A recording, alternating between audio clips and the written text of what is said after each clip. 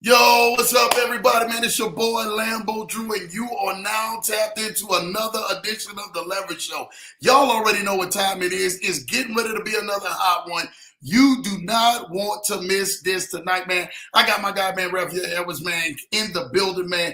TURO expert, and I call him TURO expert. He don't want to even be classified as a TURO expert, but we're going to keep it all the way 100 on here, man. He a TURO expert out here. He getting ready to drop a lot of amazing game for y'all tonight. So none of y'all want to miss this, man. Y'all want to be sharing this link, sending this out to everybody you possibly can, sending it out to your family members, your friends, your loved ones, your neighbors, the people at your job, the people at the corner store, anywhere you possibly can. Send this video out, man, and show some people, man, like, yo, we're here to support the community, but also welcome, man, to the show for the first time, man, Ralphael Edwards. But before he gets on here, y'all already know what we're going to do, man. We got to snap into the chats, see how everybody's doing, man. Check the temperature out here real quick and do what we do best. My guy, Ken Haney, is in the building. Welcome to the Leverage Show, Mr. Edwards. Looking forward to hearing you in the gems that you're about to drop.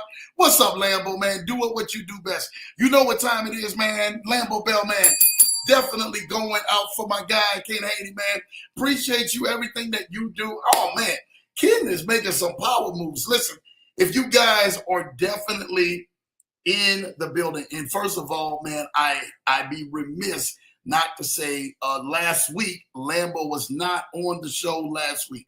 And a lot of y'all and everything, man, was probably asking, man, Lambo, where you was at, whatever the case may be. Thank you guys for all your prayers. Thank you guys for all your support. You guys know, man, Lambo was definitely taking care of some amazing issues with me and my family, man. But I really thank all of you guys who really reached out, contacted, made sure that we was all doing good and held us down. Ken Haney was one of them, man. But I'm telling you this right now, we missed a very special time last week to celebrate my guy. I want to do that tonight. Last week was my guy Ken Haney's birthday, man.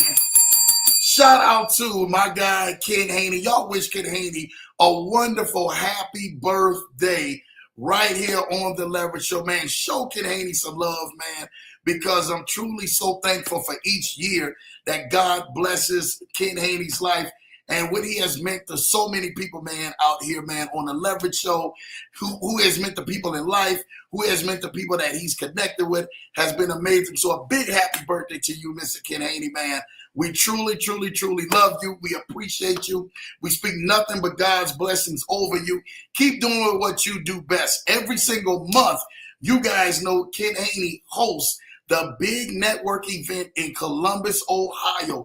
For everybody, man, who really wants to go ahead and get together, it's usually the last Wednesday each month in Columbus, Ohio. Usually it's an evening time, I think from 6 to 8 or 7 to 9. Ken Haney, man, brings people from around the United States to come in and network, drop some amazing information, and just really have a great time. Ken, I really want to thank you for that. You already know what time it is, brother. We love you. We love you. We love you. We truly appreciate you, Ken Haney, for everything that you do, my brother. So keep doing what you do, Ken. Again, he had an amazing golf event the last time. He didn't do the event at the Coach. He did a golf outing on that Friday, which was a really amazing time. I got a lot of pictures from a lot of y'all. Y'all really had a good time. So shout out to you, man, Ken Haney, for that, brother. And seeing everybody, man, network, man, and looking good out there on the golf green. A lot of people couldn't golf. Lambo can't golf, you understand? But I would have been out there too, man, networking with y'all. Again, blessings and favor on you, Ken Haney, man. Appreciate you for that. All right, Ken Haney showing love, man, to Mr. Johnson and the Leverage Show family. You know what time it is. My guy Siddle's in the building. Utah is in the building, rocking in the house, man. Hey, let's go, Leverage Show family. Let's go, Issa. Peace for everyone, man. Shout out to you for that. Ingram's in the building. Hello, family. Ingram showing love to each and every single person in the building. It's about to be a fire show tonight. Let's go. My guy, Jay Ford, man, from Ford Financial Planning. Listen, it is because of Jay Ford we have this amazing guest coming on the show tonight. It's his homeboy, man, somebody he definitely was like, Lambo, I cannot wait to rock with you on the Leverage Show, man. I got to connect y'all to, especially, man, in the arena, what y'all guys are doing. And we always going to bring y'all something hot, man, right here on the Leverage Show, so y'all can continuously keep saying, hey, where do I park my money at? What do I do? What strategy do I need? literally, we are bringing that to pass tonight because of my guy, Jay Ford, and his amazing network of friends, man. Jay Ford, we fully salute you, brother. Keep doing what you do best, always showing love, man, and bringing our guy, Ralphael Edwards, right here to the Leverage Show. Jay Ford, man. Let's go, Edwards, man. He's got the wonderful fire emoji in the building doing what it does. My cousin Errol is in the building, man. What's up, Leverage Show family? Happy Tuesday, everyone. Thank you, cuz, man, all the way down in the boot in New Orleans, baby. Keep representing and doing what we do best, man. Kid 80 IC, tell the J Ford what's going on. You know they're doing what they do. Tell are you down here? Oh, yes. And for those who are down there, what he's saying is this weekend, everybody know in New Orleans, it's the Essence Festival. So shout out to everybody going to the Essence Festival back home in my city in New Orleans, man. You guys be safe. Get y'all some food down there. Get y'all some good gumbo down there, man. Y'all already know what time it is. Link up with the family and be safe. IC is in the building. Ken Haney said, Ingram says, hi, family. Hello and welcome, Ingram, man. You already know. Hello, Mrs. Johnson, my cousin showing love. Thomas is in the building. You know what time it is. My wonderful wifey is in the building, man. Showing love. Hello, everyone, man. Heart emoji. You already know, baby. Thank you for everything that you do and supporting your man and being here to welcome our guest, Ralphael Edwards, man. And she already know what time it is, man, when she show love. My queen in the building doing what she do best. Happy belated birthday, Ken. Yeah, y'all show love, man, to Ken and his wonderful birthday, man, and everything that he was doing. Guys in there doing his thing. Thomas is in the building, man. Happy birthday, Ken. I love y'all showing love to him, man. Happy birthday, Ken, man. Jay Ford showing love. Thomas showing love, bro. Everybody showing love to Ken. Happy birthday, Ken. I'll take a shot of Gatorade for you.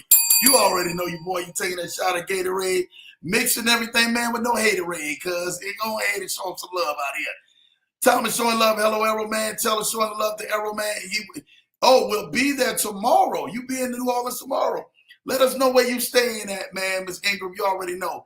May connect you where you get down there with my cousin, so you'll be all right. Don't even worry about it. Hi, Arrow. I'll be there tomorrow. Yes, we had a blast. Yes, y'all did.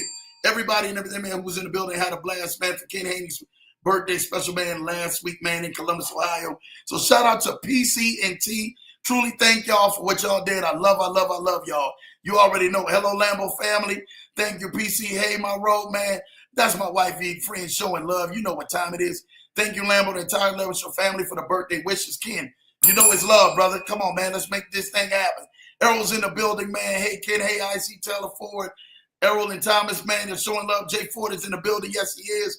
Happy birthday, Ken. Showing love to my guy, Ken. There is PC Smith. Welcome to the show. You already know. Let's go. Let's go, PC. Welcome. Let's go. Thank you, Errol, for the birthday wishes. Y'all showing some love. Ken put on a great networking event Friday. Y'all make sure y'all don't miss the one in July, Columbus, Ohio. I'm telling you, a lot of power heavy hitters be in the room. You already know, man. Make sure you guys are tapped in.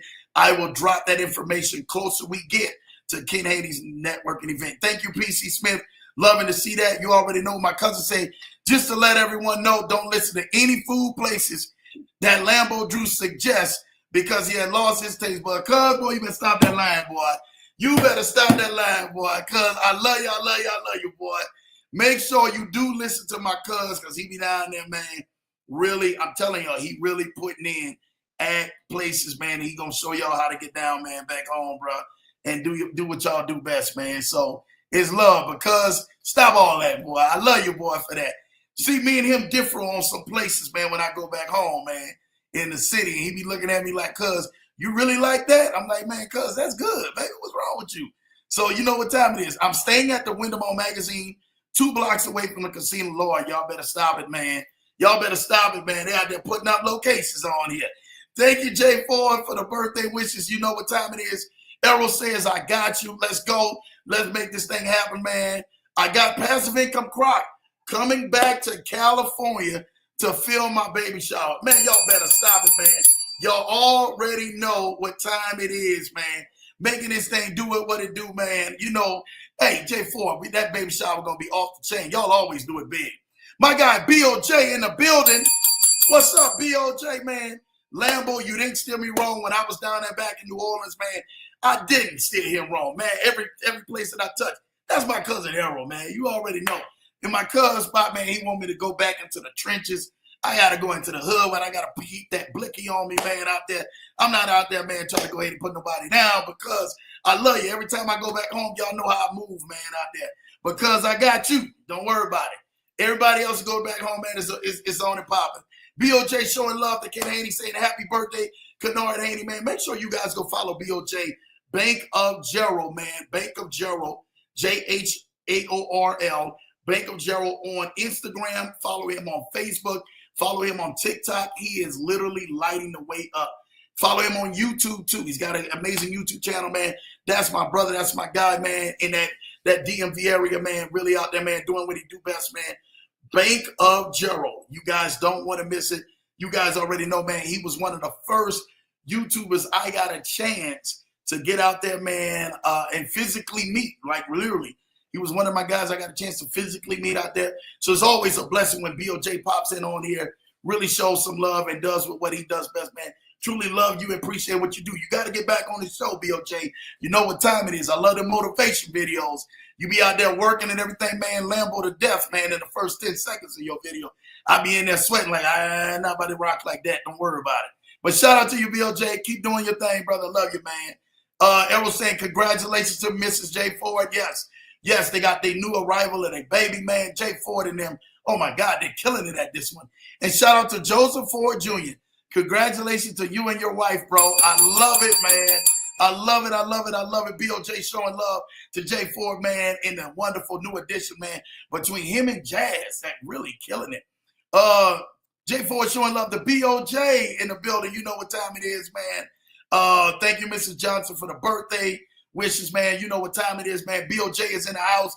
Yes, he is. Y'all show love, man, to the patriarch, man, out here, man. My guy, BOJ, man. I appreciate you, Arrow. You know what time it is, man. I love that.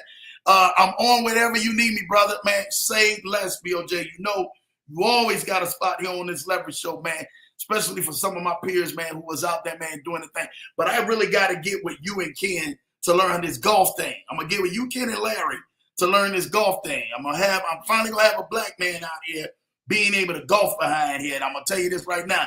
I ain't breaking no windows. Listen, y'all. Thank y'all for the chance, man. Listen, y'all know Lambo that ran his mouth long enough. If we was at the Core 4 conference, they would have went on ahead and told me I got 5 minutes left at this point.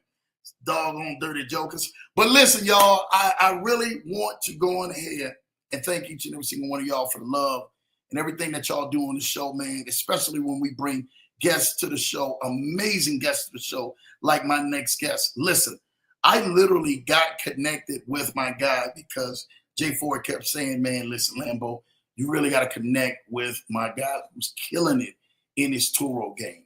And if it's one thing that you guys know about the Leverage Show, we show people, man, how to level up mentally, how to level up spiritually, how to level up emotionally, but doggone know how to level up and get that bag financially. And that is what we do best on this show. So it is an honor to bring to the show for the very first time someone who is an expert in this arena that many people have been trying to figure out, where do we actually connect the dots? Where does this thing actually go? Is there anyone out there who can really master this art of TURO that's really making passive income? But you guys want to hold on and hear his story, because I'm telling you, he has a story, and his story sounds a lot like yours. We welcome to the first time, and hopefully not the last time, my guy, our guest, Ralphael Edwards, is in the building. Hey. Brother, appreciate you, man. You're bringing the people out, man. As they say, bring them out, bring them out. Thank you for bringing them out, man, right here on the Leverage Show tonight. That's and the family showing the support like they do. Thank J. Ford for this amazing connection of finally connecting me and you to get on this platform to share some amazing wisdom, man, to each and every single body, man. So thank you again, Ralph. Yes. Thanks for having me, brother. Thanks for having me, bro. Appreciate you. Shout out to J. Ford, my guy. Yeah. Giving that J. Ford love, man. J. Ford, you get that bell too. You know, listen, I really want everyone to begin to get the chance of knowing who Ralph is and how in the world did you get into this game of TURO?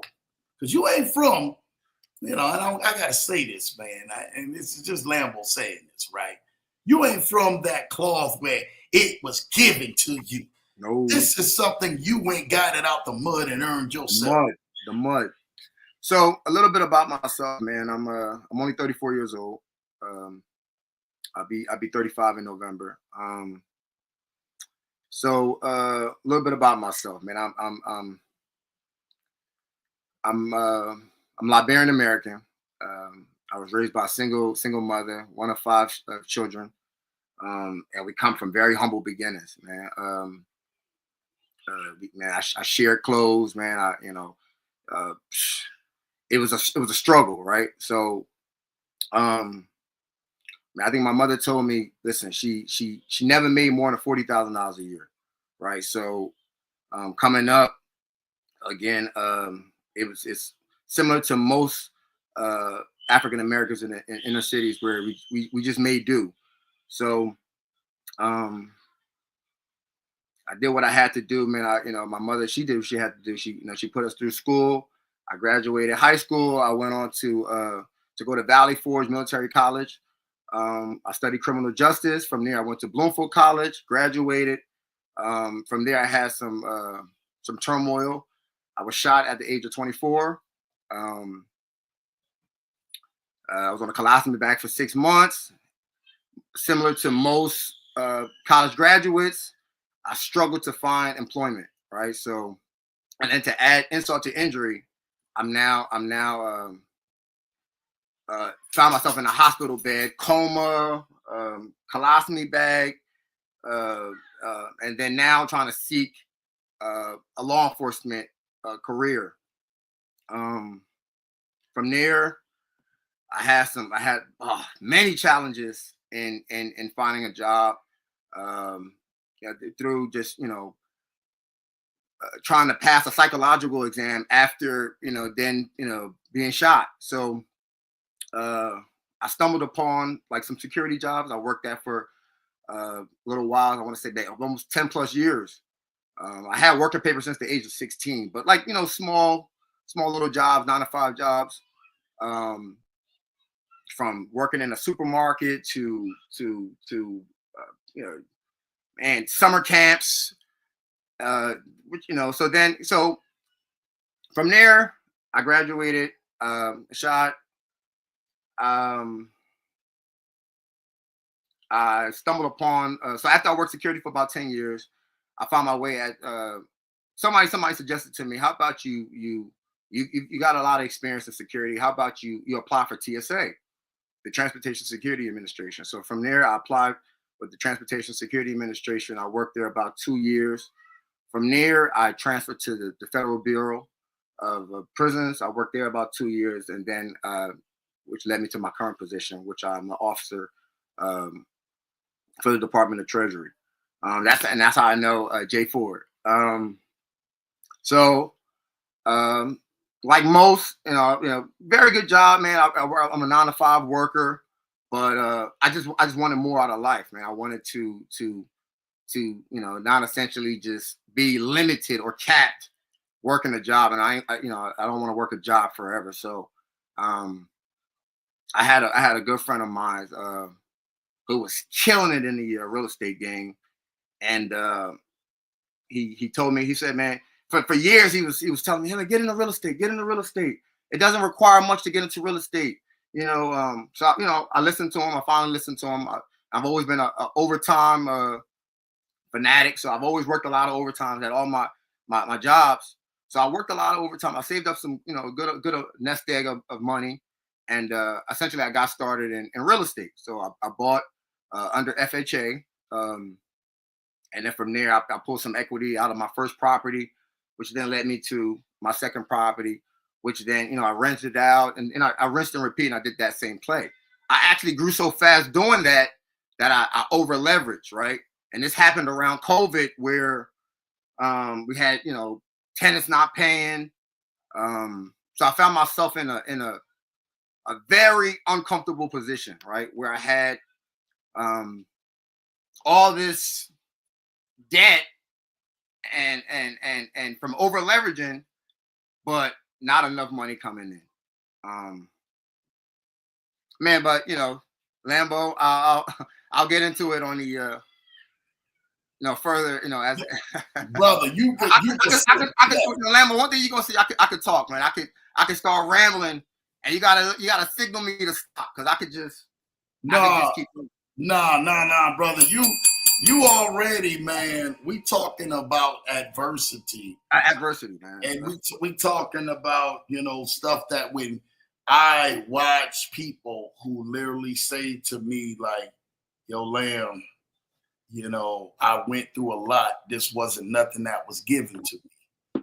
This was something that was earned. Like I literally went through the roughest parts of my life because somebody out here needed to know, man, the next chapter of their life that they could make it too. You're a beacon, man, for it all. I mean, just hearing everybody in the chat, just showing love, but getting ready to hear your story and how you overcame some of the most roughest in times of your life when other people could have gave up or things could have went the opposite way. That's one of the biggest things that I really want to show people, that if you don't quit, I promise you there is light at the end of that tunnel. Oh, and you are living proof, Ralph, that there is light at the end of that tunnel, man, if you don't quit. Absolutely. I want to talk about this because your whole mindset, law enforcement, even knowing Jay Ford, man, even in that arena of law enforcement, but battling some things that could have stopped you in law enforcement, but then reaching out of that arena from law enforcement to actually allow yourself to say, hey, there's other streams of revenue that are coming in. When in COVID, more people lost than they actually gained, and more people actually on the opposite side gained than they actually lost. You were the one who actually seen the loss, decided to pivot from that and turn it into a big game. I think that that's one of the greatest things that you could have said out of your mouth that literally resonates with so many people out here on this live tonight. Absolutely. And I really want to thank you for that. What was the mindset when we're talking about jumping into real estate? Because people hear the highs, the lows of real estate. People see, oh my God, real estate is it, real estate is that. And then all of a sudden COVID hits and you're going through that with tenants. Was there ever a sense of panic that set in between you and your wife, and you guys are looking at each other like, hey, babe, we got to figure out how to make this work? Absolutely. And so again, with entrepreneurship and real estate and now, everyone's online teaching, what worked for them. I got caught up in that where I watched videos. My buddy was doing really well. And essentially I wanted to essentially just replicate his success. But we all find ourselves in, unique and different circumstances where essentially, like, for example, my buddy, he got started in single family real estate, right? Where he bought his first property, single family home. And then he, FHA, he lived there, just like house hacking. He lived there. We see it all over the internet where you live in a house a certain amount of time. From there, you pull some money out and then you do it again, right? Uniquely different than my situation was a little bit different where, essentially, so before I bought my first property, I rented for a long time, right? And then, I had, unlike my friend who, he was single man, I had a family already. All right. I had a family, my current wife, who was my girlfriend at the time. She simply said, I don't want to live in a duplex or I don't want to essentially, I was limited to essentially, I'm sorry, my buddy, he bought multifamily. He bought duplexes. He got started in duplexes, and unlike him, my wife didn't want to live in a duplex or a triplex with neighbors. So unique. So my situation was slightly different, where I was limited. So I leveraged my single family home, pulling money out of my single family home to then buy my second property. And then again, my buddy, different than me, he got started a lot sooner, way before COVID. So he was, and he had great paying tenants. Even during the COVID pandemic, he had great paying tenants. Me, on the other hand, that's the thing, man. A lot of people, they pitch that business plan, and if something goes wrong, right? For example, you're over leveraged where you have more debt than you have income coming in. For example, anything could change. The interest rates can increase. Your tenants could essentially just stop paying, and now the money that you were banking on making to cover your expenses, you're no longer able to cover. So that's essentially what happened to me, and it was tight. It was tight for a little minute, and from there again, that's what essentially led me to pivoting to a new business venture. It amazes me how new business ventures come at the break of you almost not knowing your next move, right? Or not knowing Absolutely, like what the outcome is. And I think that we start getting, and our wheels start turning, right? When it's almost, and I won't say it's a sense of desperation, but it's a sense of the unknown happening. Absolutely. Right? And so you literally saying, man, I leverage one house to go ahead and be able to make these moves. Mm-hmm. Most people would have let fear came into side of their minds and wouldn't have leveraged that, right? Or they wouldn't have even thought about how do I go ahead and break out into this, right? My whole thing is that's what this called the leverage show, right? We show people how to leverage opportunities Mm-hmm. to be able to go ahead and gain access to streams in their life that'll be life changing. That's all you did. You leveraged an opportunity. I'm an opportunity for sure. And the opportunity turned around and put you into streams now that you and your family. Oh man, streams. And like I said, I'm gonna speak on a lot of it later, but I ended up leveraging, that's kind of how I got to where I'm at now. I leverage my essentially my situation, right? Mm-hmm. So I've just always I have fear. Even starting a business is a scary thing. Yeah.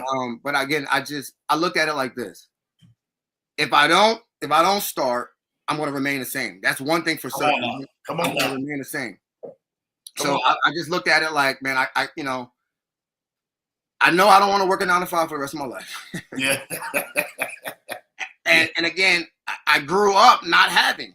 So yeah. If I don't get started, I'm going to remain just that, right? Yeah. And I just wanted more for myself and my family. So, and that's the thing. Like, either I could let fear keep me where I'm at, or I can let fear, because you can use fear too to propel you. So, and I just use fear I use it as fuel, and I let it, just get me to where I'm at today. Well, no. Let me tell you something. They always say the most dangerous man in the room is the scariest man in the room. Oh, absolutely. And I'm not saying that this man is scary to the point and everything, man, that he's sitting there, he's so fearful of everything. He's fearful of what will happen if that side of him comes out and literally, man, starts kill spraying on everything out there in that room, right? Yeah. As a different animal comes out of a person when you're actually pushed against a wall and you're pushed against life, you're pushed against a circumstance, right? And you're actually looking at that like, man, what am I going to do about this? That's literally like a whole different mentality. A whole different mentality. I got Kobe on the back of my wall. Everybody know I'm a big diehard Kobe fan. And the Mamba mentality, I've adopted that. Everything in me, the being of that is that. You've literally demonstrated of what the things that he says and literally leveraging opportunities and allowing those opportunities to make gateways for you. For sure. Let's talk a little bit about that, because we that's a fearful, to jump into something, right? I just need for you to know this on your head, that I'm so thankful that you made this decision to step out, Ralph. I'm so thankful, bro, that beyond everything, right? You could have stayed in the boat. Oh, for sure. You could have stayed in the safety net of things. You decided to jump out and step out on faith and say, God, look, wherever you lead me, I'm going, right? I don't know if that's the Liberian side of you or what, that say, yo, we're going to step out, or that's the East Coast side of you that say, yo, we stepping out in faith. It's either sink or swim at this point. Oh, yeah, that was the mentality, sink or swim. That was definitely the mentality. Again, listen, I feel like I make the best decisions when my back is against the wall. You know, Man, say that again for I the make people the in the best back. decisions when my back's against the wall, man. I just think, you know, it's through adversity. It's funny, man. It's again, I'm not a public speaker. J4 invited me onto the show. I said, you know what? Why not? Why not? I'm at the point now where I'm doing okay with the business, and I'm like, you know what? Let me branch out. Let me build my brand a little bit. And though this is not something that I'm comfortable doing, I said, you know what? Why not challenge myself? Why not do it? Right? Come on now. Come on Um, now. What's the and worst that happen, right? At what's this the worst point. that can happen? Yeah, that's essentially, and that's the thing. When I, you know, sometimes, you know, because of fear, we allow fear to control us, and essentially not go out on a leap of faith and just Yeah. try it, right? And that's essentially, that was my whole mindset in getting started with real estate, getting started with TURO and car sharing, and now you know, taking interviews. I've been Yeah. invited to numerous shows, and I said, you know, that's not my thing. That's not my thing. But because my boy J4, I said, you know what? Why not? Look, and that's that goes to my next question, right? See, and it's funny because one thing that we talked about, you guys don't know this, but we talked about this before the show, is that when it's something he had to go ahead and gain a little knowledge behind things. We have a lot of people trying to get out here and speak out who are not knowledgeable about things, right? They don't have the wisdom, they don't have the expertise. You say, man, Lambo, before I get out and speak out about anything, I want to go ahead and get the knowledge, get the training wheels Oh, for underneath sure, myself, right? for sure. And let's talk about that. You know, jumping into this space in TURO. Lambo has wrote books. I've seen this and seen that, seen people do well, seen people not do well. Literally, what was your first initial mindset when you first stepped inside? And then all of a sudden you start seeing it, started saying, hey, yo, this could be profitable, but you have to do it this way. And we want to talk about some of those lessons that you learned along the way from first stepping inside of TURO and then watching where TURO now has become over 2 years in this Mhm. industry and what it has actually shown you. So for me, my whole take on it was, um, again, I over leveraged credit wise. So for TURO's pivot was, I have to find a business that I can get into with very little money, and and invest my money where I can see a good ROI with very little. And then I also wanted a business where I could get started with cash. You know, so again, I use TURO, and then I'm Googled and YouTube educated. So I just watched tons of videos on different entrepreneurship ideas, from buying tax liens to investing in stocks, crypto, real estate.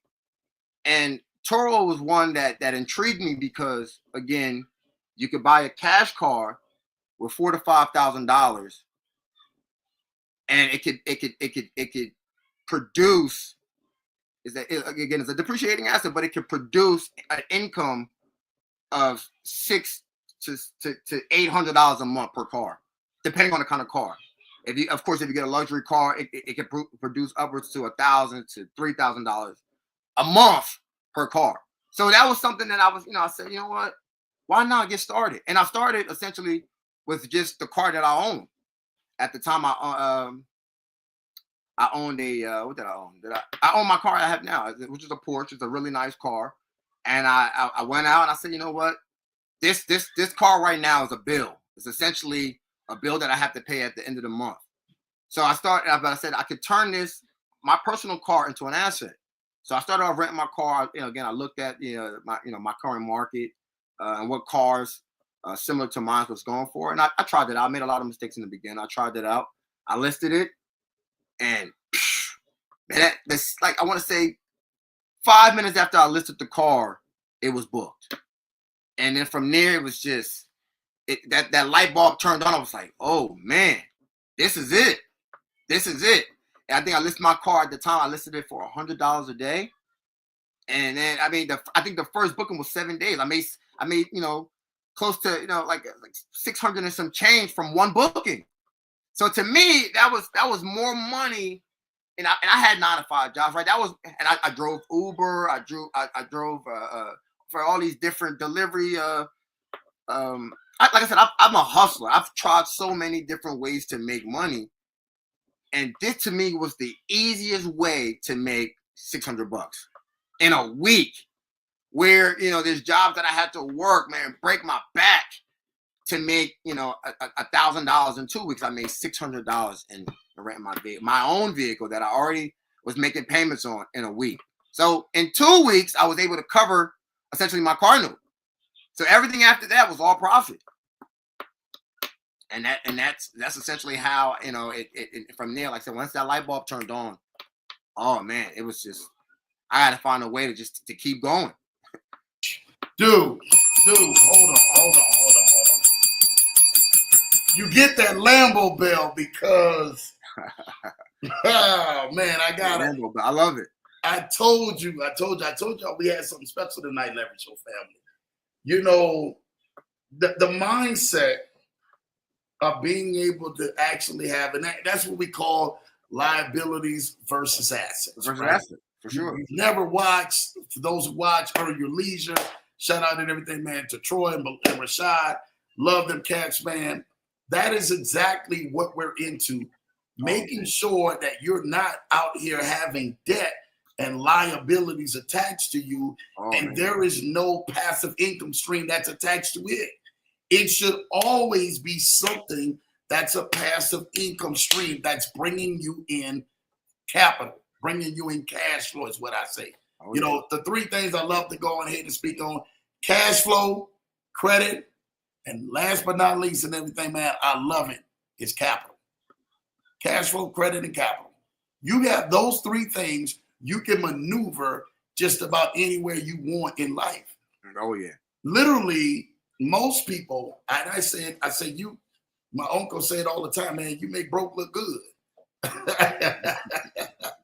And he said it all the time. I said, oh, how do you say that, man? He said, because I got my car I want, I got my house I want, I got all of this stuff, but I got all this debt. I make broke look good.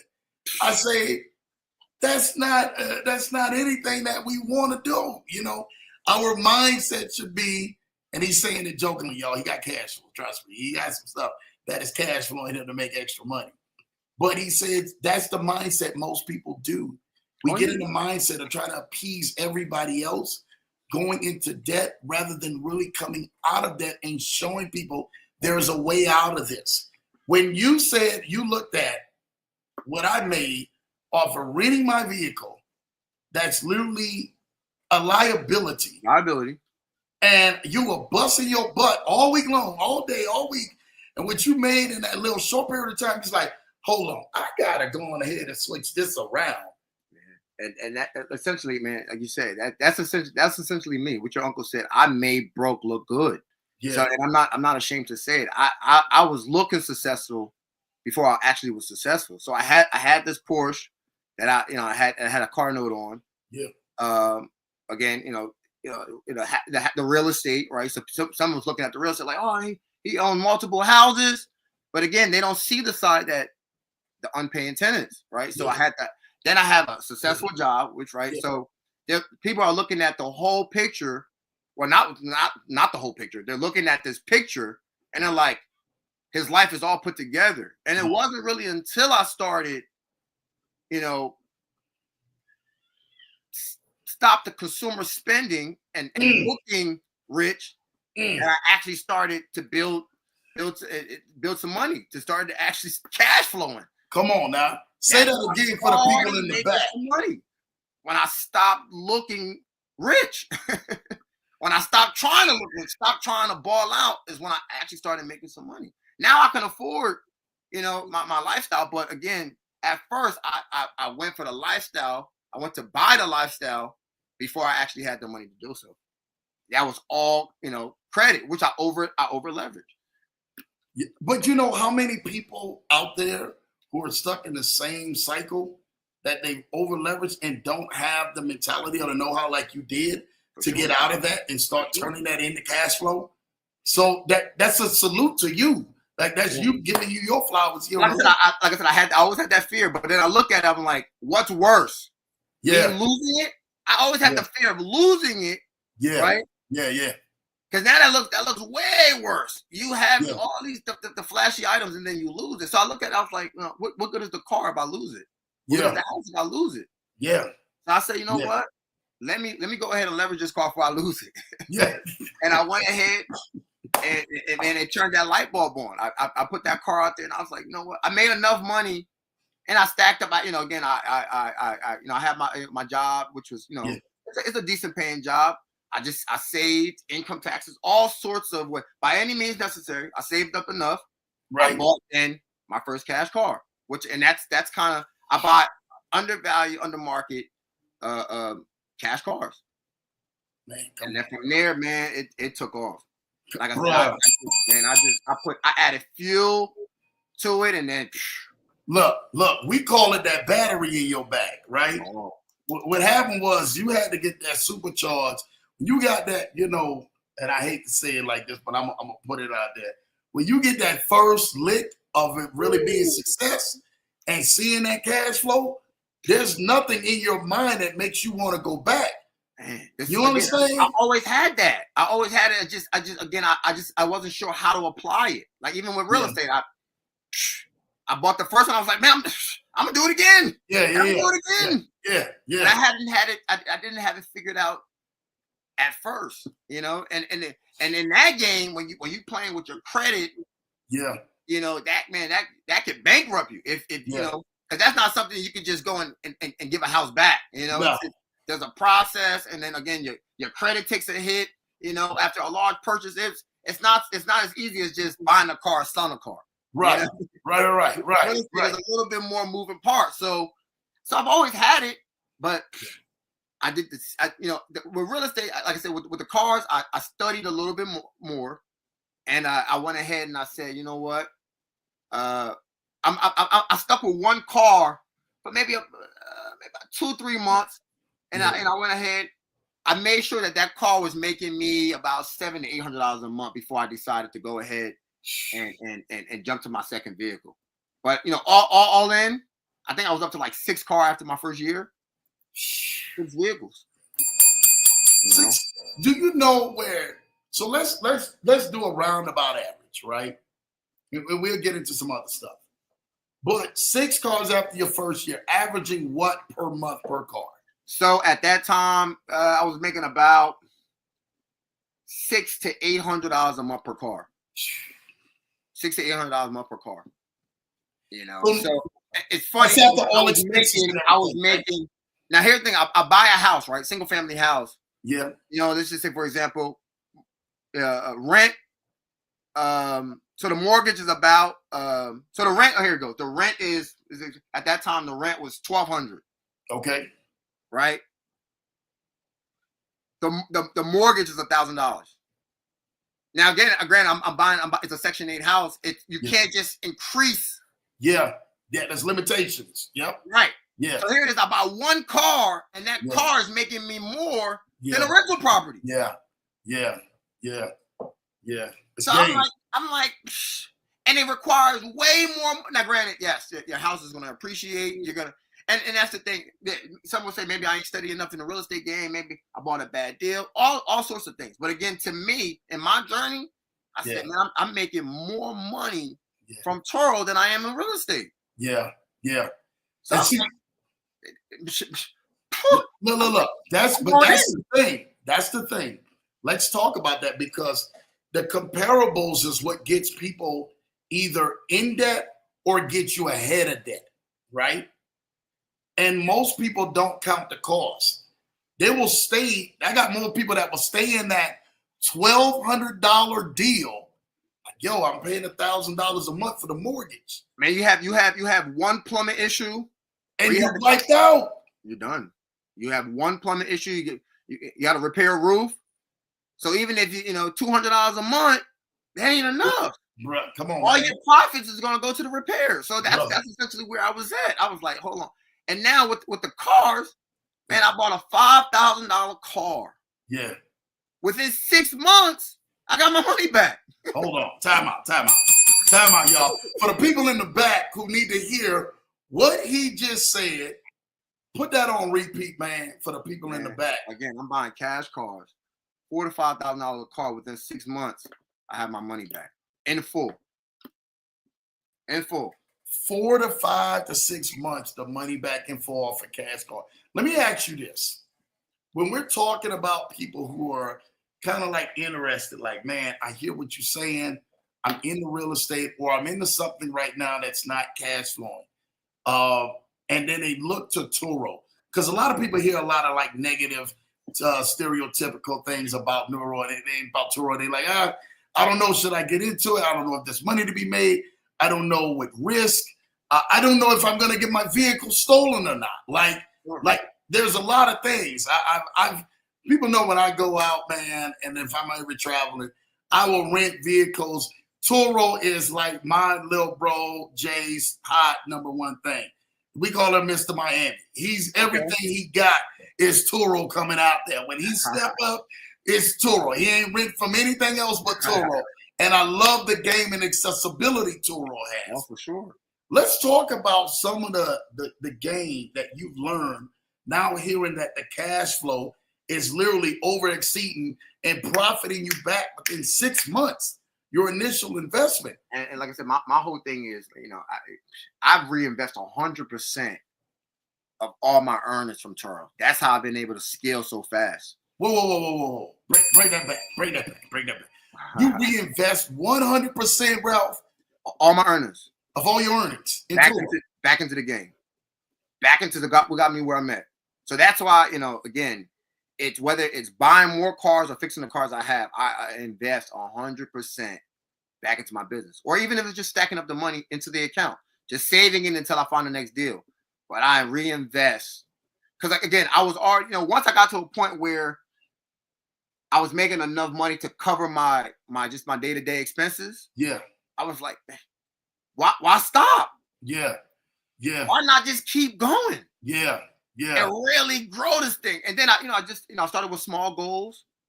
And then as the business continued to grow, my goals got larger. Whoa. Hold on. Got larger. Hold on. Time out. I gotta hear what was like on your goal list. What was on your goal list when you said, Lambo, I had small goals. I grew them goals. Wifey, she's sitting there looking at me like, yo, baby, do your thing. Like, I see what you're doing out here. Sure. What was that goal list to that point? And now, what does that goal list look like now? So when I first got started, when I grabbed one car, again, my wife was always supportive of me. But when I grabbed one car, even my friends, even my boy that was doing really good in real estate, he's like, you quitting on real estate too soon. Yeah. Don't be jumping around. And I'm like, I hear you, bro, but let me give this a try. So I got one car, and then she was very supportive, but she's like to the world, and that's the thing with me. I have an IG now, which I'm going to plug into the chat, but yeah. I just have a Facebook. So I posted my first car, buying my first car, and I got a lot of positive feedback on that, right? So from it was kind of like motivational. It's like, man, people, but it look, you do it once, it's like, we see you. Yeah. You do it again, they're like, oh, hold on. Oh yeah. We got our attention now. Yeah. And then you buy your third car, and they're like, oh, hold up. He's serious. Yeah. So it wasn't until my second and third vehicle that, like, I started seeing the money coming in, but then people started taking me seriously. And then so my goals at the time, which was small goals, I was like, you know what? I didn't actually start my LLC till I want to say about 6 to 7 months in. Wow. Yeah. At first I bought a cash car. I was like, let me just try this out at first. Yeah. So I bought my first cash car. I tried it out. The money was good. I got 2 cars. When I got 3 vehicles, I was like, okay, this is something that I'm going to be taking on seriously. So I was like, let me go ahead and start the LLC just to cover myself in the event of any liabilities or whatnot. So again, I went ahead and started the LLC. I fully structured it and whatnot. Yeah. And then, you know, from there, I started, like I said, I started doing my research on commercial insurance, Yeah. how to save me some money. Yeah. You know, because when I first started, again, I was adding the vehicles to my personal insurance, Yeah. right? Yeah. Then I started worrying, like, what if? And then I made a lot of mistakes starting off early on. But I constantly pivoted. I call it like a toolbox. Yeah. Like there was a couple other people that were doing TURO, but they were doing it, somewhat differently. Yeah. Some people were buying cash cars, but they were, their methods were a little different, or just people that was like leveraging credit. Yeah. And I took bits and pieces from them all, and I made my own product, right? Wow. And I grew into my own system, and from there, man, I just was consistent. Say that again. You worked what? Just consistent. I was just consistent, man. Like, I had some rough patches, and then I tried to pivot to because I wanted to grow really fast. When the money was coming out, I was like, man, I gotta find another way to buy a car quickly. Yeah. So and I wanted more money, right? So I was, I looked at the private rentals. I rented privately for a little bit, right, to try to knock off TURO. Yeah. And man, that didn't work. Really? That didn't work for me because, again, I didn't have that, it worked for some, but it didn't work for me. Why was that? Let's talk about the difference between TURO and private, what you seen, the pitfalls.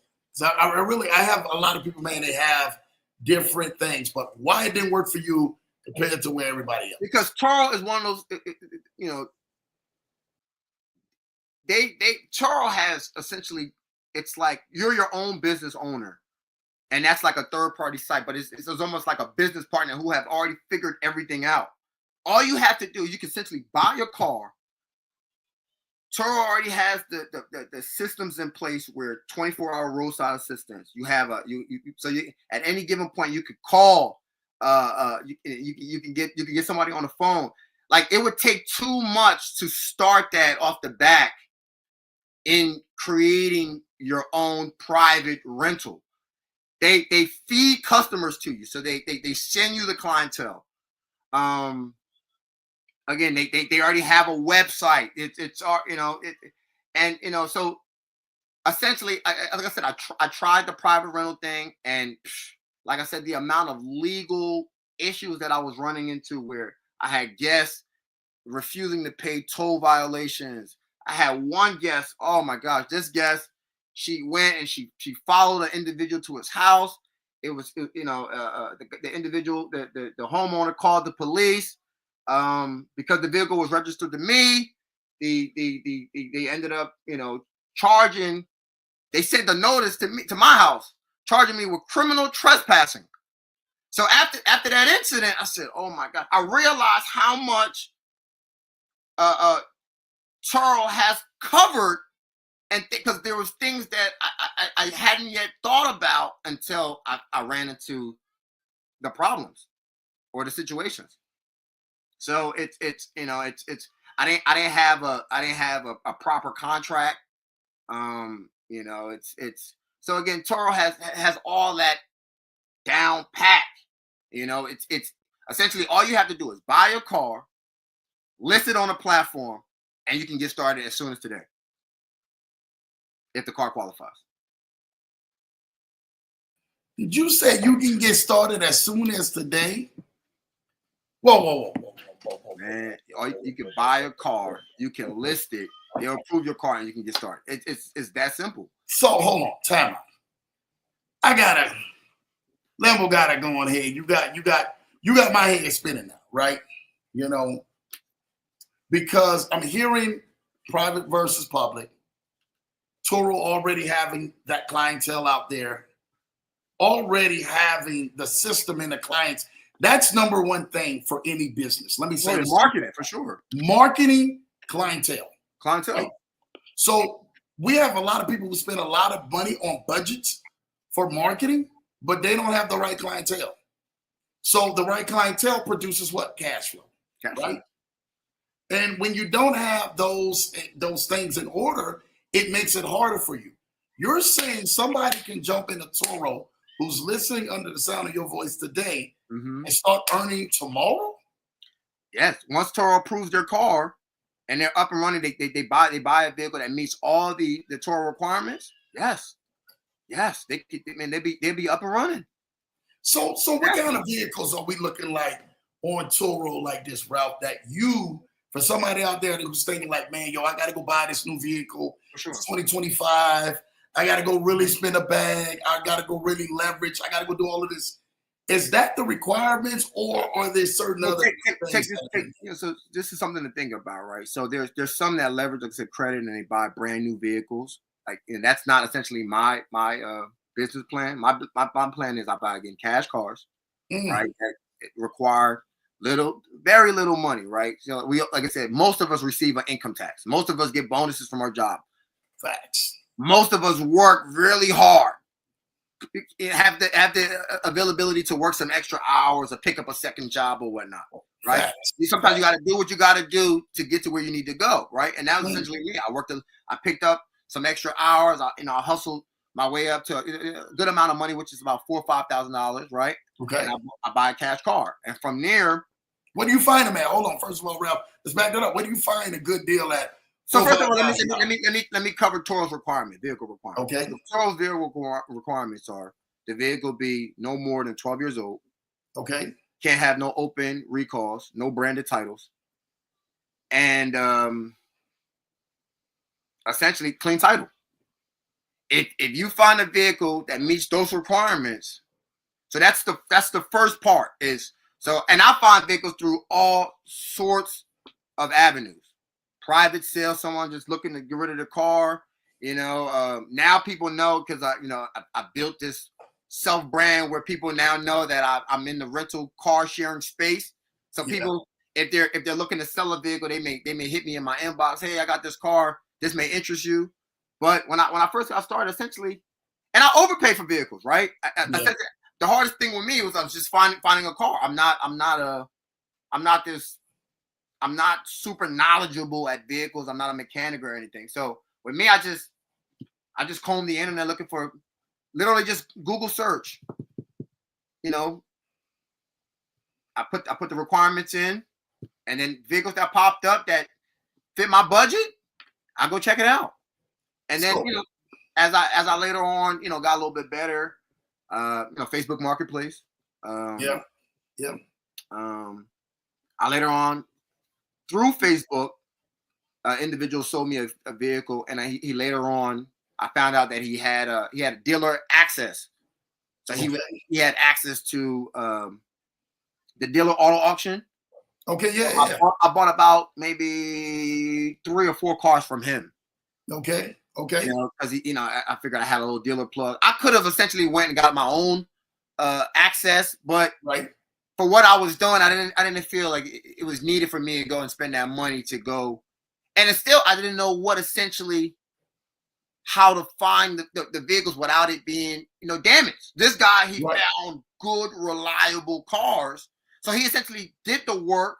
I still have a 9-to-5 job. So the auction dates, I didn't have the time to go to the auction on auction dates. So I found a gentleman now at that time who was the first vehicle he sold me, reasonable price, was in my budget. Car ran great, made a good amount of money off the car. So I said, you know what? Why not use them again? Yeah. And then it got to the point after I bought my second vehicle from him, he started working with me on the price. Oh, snap. Okay. So like I said, I did that for a little while. I want to say maybe 2 or 3 vehicles. And then I started, sending little referrals to him. People looking to buy cars. And then he would, again, that was another way of, making some more side money. He would throw me about, 500 or look me out on reducing the price. And that's how I was able to, again, I use everything to leverage to scale up. But again, finding vehicles, Facebook Marketplace, just Google search. Yeah. And like I said, private sales, driving around. Sometimes you see a car for sale, number on the glass. Just give it a call if it meets the requirements. Wow. So let's just say, okay, because I mean, you guys got to stay with us because this is an amazing game. Shout out and everything for Ralph just dropping this, man. You know, you already know. I told everybody already know, man, that this is monumental for so many people who are out here, right?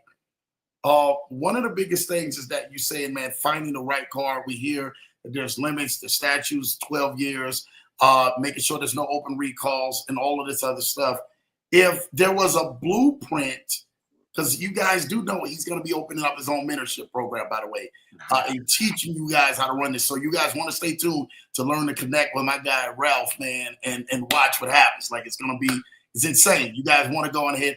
You want to learn from somebody who is already out here doing the numbers and the lifestyle that you're trying to do, right? You're not trying to be out here, man, learning from somebody like, I got one call on TURO, I'm barely making $200 a month, you know, struggling out here. No, you're not. You want to learn from somebody who's none of the ins and experts. Do you think that a person actually who's like, man, I got 10,000 like put aside, or I can go get a bank loan for 20,000. I can go get 4 cars. Like, Ralph, could you help me? And then how would you go to talk to that individual, like who's trying to get into the game, and like also the protection side? Because I tell everybody, it's not just cash flow. You're always thinking cash flow, cash flow, cash flow.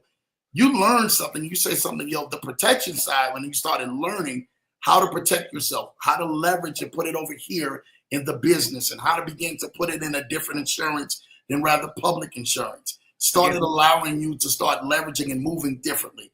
How did that mindset come into play? And then how would you bring that into the person who is looking potentially to jumping into TURO? So again, you guys now heard my story of how I got started, and the mistakes I made in real estate, just again over leveraging. So again, if I was to advise anybody, right, and to getting started with TURO, or car sharing, car renting, again, you just follow my blueprint. I wouldn't necessarily suggest the credit route, because again, I wouldn't give advice on something that I haven't seen success in. Like, that's not my route. I mean, I'm sure there's others out there that could speak towards that, but my route essentially is cash cars, under market cash cars, right? So there's various apps where you can check the value of a vehicle, Kelly Blue Book, and there's a bunch of other sites out there where you can check the value of. Essentially, again, I find a vehicle that's under, like this is Kelly Blue Book, for example, under Kelly Blue Book's value, and I put in an offer under the value of what they're saying. That way, I'm buying a car with a little bit of equity. And to me, that's the safest way to do it, because again, if you leverage, you use what you stated. For example, you go out there, you get this $20,000 loan. I don't know what the payments will be. It's based upon your credit score. It's based upon a variety of other things. But if you go ahead and you do that, I can't speak towards that, because I'll be lying, right? And the biggest thing with me is, before I ever wanted to speak on this topic, I wanted to make sure that I had enough foot in the game. I've done enough where I could show proof of everything that I've done, right? Even when you call me an expert, I don't want to crown myself no expert, but I've been doing TURO for going on 2 years now. I got over 800 trips on TURO. I've scaled to 13 cars. I know enough. There's not a question that you can ask me about car sharing that I don't think I can answer. But again, I've seen my success again.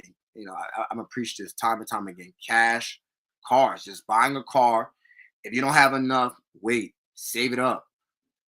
But buying a car cash, right? So worst case scenario, if you ever run into another pandemic or whatnot, you could, there's no large overhead. Worst case scenario, your car's not rented, you just park it, right? There's no monthly payments. You don't owe the bank, and it's so again, that's what I would advise to anyone looking to get started. Is again, buy a cash car under value, and when you're to the point where you're making $800 to $1,000 a month, or even $600 to $800 a month, right? But again, your expenses are pretty low, right? Your insurance for a car, 12 to 13 years old, right? And that's the thing, right? So you say you find a car, you rent the car on the platform, and the car is grandfathered, and the car, then becomes old. you can continue to rent that car. That TURO doesn't necessarily kick that vehicle off. So your insurance starts to get a little bit cheaper, right? So your insurance is maybe, $50 a month, $60 a month, right? You may sign up for a car wash membership. These are all the systems, right? That I have in place, right? I'm dropping some of the gems.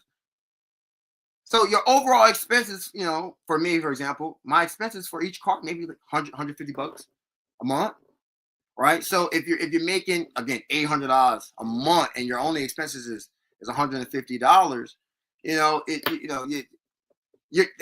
you're profiting a lot. You're profiting a lot of money. So then again, in 6 to 7 months, you'll have enough money saved up where you can buy your second car. And then you start. It's like the power of momentum. As you start to get more and more vehicles, you gain a little bit of traction where you're able then to scale. It becomes a lot easier to scale faster. Because you're just taking, like if you're like me, you're just taking 100% of all your profit and you're just putting it into the next vehicle. After your fourth, your fifth vehicle, the money's rolling. The money's rolling. So and if you have a 9-to-5 job, you'll be making enough. Like I'm at the point now I can buy a vehicle once a month. Once a month. Whoa, tap.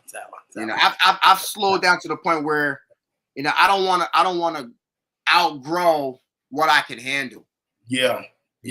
But my goal is to easily. I want to be to 20 vehicles by the end of the year. I want to be to 20 vehicles by the end of the year. Let me say this to you. I gotta give you that Lambo belt, man. First off, when most people have problems taking care of and maintaining one vehicle, you're like, Lambo, we're trying to go 20 vehicles by the end of the year.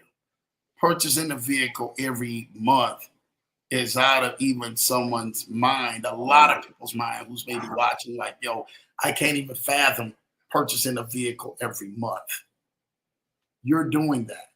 Oh, yeah. You're leading that. That literally is something where it's spearheading you to being able to say, I can show you how to do this. I had one of our dear friends to the show. This is my guy too. We could talk about it. It's on the Leverage Show. He lost a little over $1.8 million from the TURO game, real estate. Really the TURO game. The TURO game, rental car game. It was renting cars. I mean, he was doing it. He lost almost $2 million. Whoa. And same concept. I mean, mentality going crazy. Like you sat back up in here, man. We talk. He's like, yo, Lamb, this is how we talking. You understand? Like we doing this thing right now. It never made it to him. He's seen the vision very good in being able to say, yeah, Lambo, I can do this, but never made it. Why are you one of the ones that just, when you look back at things, you made it? Like, I did it. I just thank God for my circumstances, right? I thank God for the issues that I ran into, even in real estate, early on, because that now has created what I have, right? Because I look at it like I probably would not have got started in TURO or buying cash cars if I did not over leverage in real estate, right? So I'm actually where most would be, down and sad about their failures. I embraced it because essentially I used it then to become this beast. It created more hunger. I got the scarcity mindset where I don't ever want to go back to not having. You know what I mean? Like, Hold on. I always feel like I'm Hold on. I gotta let you talk to them real quick, because this not having mindset and not having and feeling that emptiness, feeling where yo, I got more bills at the end of the month than I got cash at the end of the month. That's most of us, man. That's most of us. Let's just talk about that because that's where so many people are at, Ralph. And I really, if you can talk to a few people out there, I want you to talk to a few people tonight. Man, so again, we're African Americans, right? I was watching. Shout out to Anthony O'Neill. I was watching a clip he stated last night. Some interesting facts. He said the African American, right? Was it the wealth gap? African Americans hold for every household, we hold 15 cents to our white counterparts dollar. So that's how big the wealth disparity is, right? And another interesting fact, six figures, right? That's, in today's era, everybody wants to make six figures. Interesting enough, right? 6 figures, right? Only approximately about, what did they say? 17% of U.S. households make over $100,000 a year. So, that's that. That these numbers that we and these goals that we set for ourselves, you got to ask yourself, like, how are you going to get there? How, like, and for me, it was, I want to exceed, right? Because nowadays with today's economy, $100,000 is nothing. It's nothing. I know someone hear this and be like, "Oh, he's crazy." $100,000 is nothing, right? And there's people that make $100,000 a year, households or individuals, right, that make $100,000 a year plus, and they're still paycheck to paycheck. So when I say I want to go back to, I got the scarcity mindset. I don't want to be paycheck to paycheck. I don't want to, make $100,000 and that just be the benchmark. But I'm still looking forward to my paycheck in 2 weeks. So and that's what just keeps me grounded and hungry. Where now I'm at the point where I got 13 vehicles and people are like, "When's enough enough?" I don't know. I don't know. When I'm at the point where I don't feel like it's going to run out. I'm not setting a limitation to how big I can grow, or grow. So that's when I say I have that scarcity mindset, man. Again, I remember not, going without, now I can afford the luxury of, like, if there's anything I want to eat, right? This is wealth to me. If there's anything I want to eat, I can buy it. If there's anywhere I want to go, I can go. If I want to take the week off of work, I can take the week off of work. I could travel to where I want to go, and that, to me, that's the beginning of it, but it's I can see the light at the end of the tunnel when it comes to financial freedom. Eventually it's going to come to a point where I'm no longer going to be working a 9-to-5 job.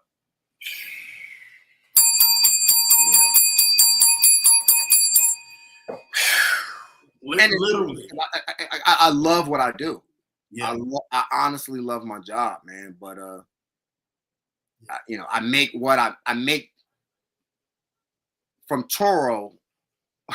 Yeah, and that was one of my small goals, right? At first, it was like, I want to make $5,000 a month. Yeah. And then it was, I want to make $10,000 a month. Yeah.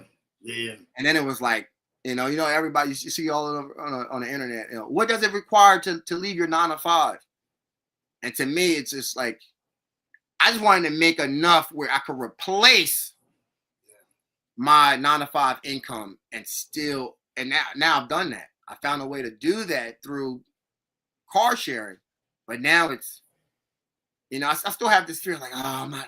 And I think that's some people's problem. We leave our 9-to-5s too soon, right? Yo. Can I say this to you, man? Even in full business, Lambo's been in full business, been in business for many years, even while I was working transit almost 20 years. These 5-6 years, I still think of that same thing. Doesn't matter how much money I see coming in throughout the day, through week, the month. Doesn't matter what it looks like. It's the mentality of still being able to, like, man, what if? What if? Yeah, you understand? Yeah. People know my story, bro, and I tell it all the time. But for so many people, they're dealing with the same reality of scars of trauma in the past. Yeah. And those traumas are like triggers to people like, oh man, I can't do that. You know, I can't do that. I can't go back. I can't go to this place. You said something so key. I can replace my salary now. Wow, where does the limit go?